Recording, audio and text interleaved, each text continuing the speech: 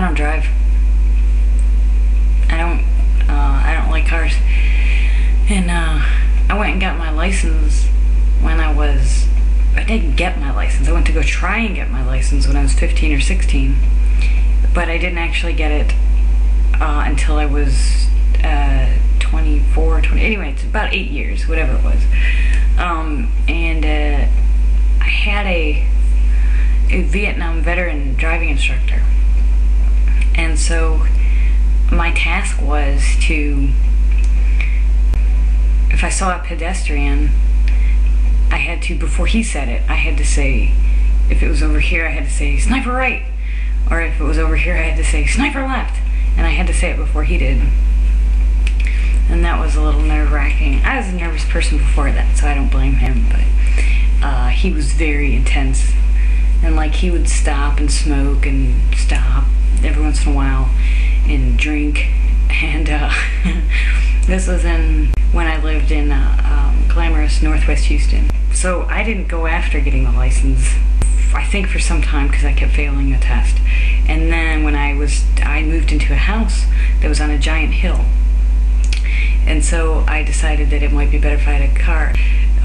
And it was in Texas too, so it's after, you know, you work for 8 hours and then you climb this big hill, it's tough. So I was like, all right, fuck it, I'll try. Well, anyway, I tried town after town after town in East Texas to try and get a license. I actually lied to get my license. The lady asked me, finally, she asked me, do you always drive this badly? And I lied. And I said, because I didn't know what she was talking about. And I said, no. And I said what everybody was saying at that time. It was in vogue to say, I'm just really nervous taking tests. And, right. And I didn't know what she was talking about. And so I said, just really nervous being here. I never drive this badly. So she gave me a couple of hints to remember, like yield means slow down, and something about making wide right turns. I take up an enormous amount of space when I turn right. I need room to work.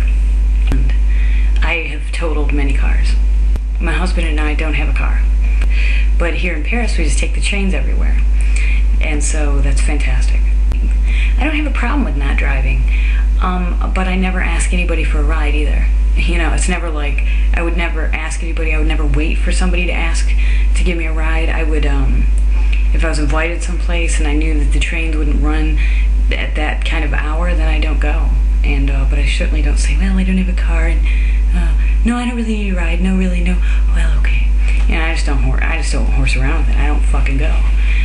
And I don't miss it. I don't like being a passenger in a car. I don't like being a driver in a car. I don't like being in the trunk, I found out.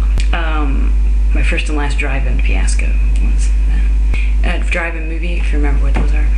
So I missed the first part of the movie, but it was one of those movies that you needed the information at the beginning to figure out what the rest of the movie was about. Well, I can't remember the name of the movie. It was horrible. Something about, the title was like, Mama, I Killed Somebody, or maybe not Mama. There's a body, there's a dead body or something. I don't even remember.